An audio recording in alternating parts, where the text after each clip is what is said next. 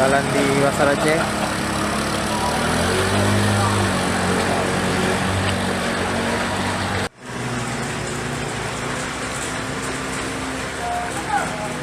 Air masih menggenangi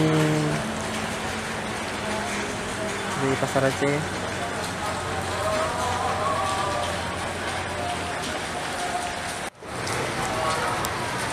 Kita lihat beberapa warga mencoba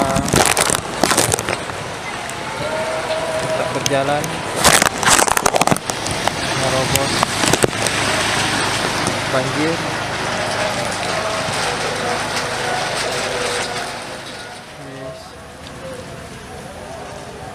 Malam ini Banda Aceh masih diguyur hujan, tapi hujannya tinggal hujan, maksudnya tinggal gerimis.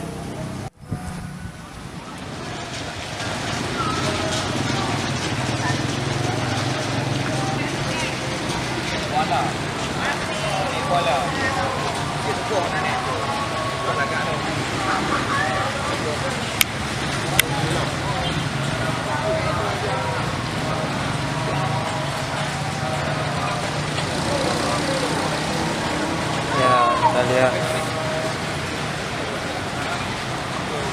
beberapa orang pengendara mencoba menerobos.